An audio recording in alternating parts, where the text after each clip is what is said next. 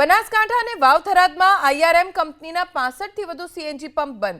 સંચાલકોની એક દિવસીય હડતાળથી વાહન ચાલકો પરેશાન થઈ ગયા છે. સીએનજી ડીલર્સ એસોસિએશન દ્વારા વિવિધ પડતર માંગણીઓને લઈને હાથ ધરવામાં આવેલી આ હડતાળના કારણે સામાન્ય વાહન ચાલકો અને ખાસ કરીને રિક્ષા ચાલકોને ભારે હાલાકીનો સામનો કરવાનો વારો આવ્યો.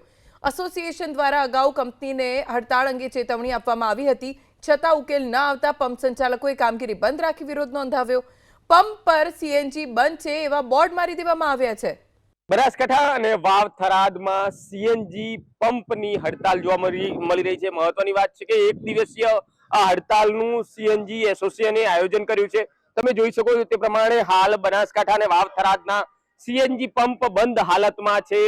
હજારો રિક્ષા ચાલકો છે તેના પૈડા છે તે થંભેલા જોવા મળી રહ્યા છે. મહત્વની વાત છે કે જે રીતે વિવિધ માંગણીઓને લઈને આઈઆરએમ કંપની સામે આ સીએનજી જે પંપ સંચાલકો છે તેમને હડતાલ નું શસ્ત્ર ઉઘરામ્યું છે. મહત્વની વાત છે કે ખાસ કરીને બનાસકાંઠા અને વાવ-થરાદ જિલ્લામાં 65 જેટલા પંપો આવેલા છે, પરંતુ આજે 65 પંપ બંધ હાલતમાં જોવા મળી રહ્યા છે. મહત્વની વાત છે કે 2 લાખ કરતા વધારે જે વેચાણ છે તે વેચાણ આ આઈઆરએમ કંપની થ્રુ સીએનજી પંપ જે સંચાલકો છે તે વેચાણ કરી રહ્યા છે, પરંતુ વિવિધ માંગોને લઈને આજે એક દિવસીય હડતાલનું આયોજન થતા ક્યાંક ને ક્યાંક વાહન ચાલકોને અગવડતાનો સામનો કરવો પડી રહ્યો છે.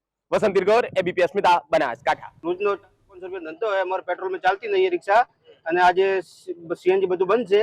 અને સરકાર શ્રીને નરમ વિનંતી છે કે એમની માંગ જે સ્વીકારે અને અમારો રોજી રોજગાર ચાલુ રાખે. રોટી બધી રિક્ષા બંધ છે આજે. કોઈ બધા પેટ્રોલમાં કોઈ ચાલતા જ નથી, બધા સીએનજી રિક્ષા છે. આજે સીએનજી પંપની હડતાલના લીધે અમને ખૂબ જ અગવડ પડે છે, કારણ કે સીએનજી અને પેટ્રોલના ભાવનો જે તફાવત છે એ તફાવતના લીધે અમને મોટું નુકસાન થાય એવું છે.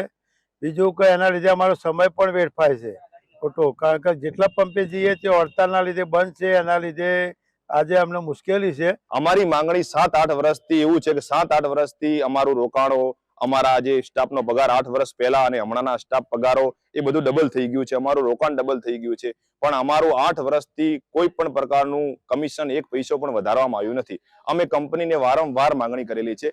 કંપની અને અમારો મા દીકરા જેવો સંબંધ છે. કંપની થ્રુ જ અમે અમારો ધંધો કરીએ છીએ, અમે વેપાર કરીએ છીએ, અમે અહીંયા રોકાણ કર્યું છે, પણ અમારું કમિશન ન વધવાના કારણે અમને પંપ ચલાવવામાં બહુ ખતરનાક હાલાકી પડી રહી છે.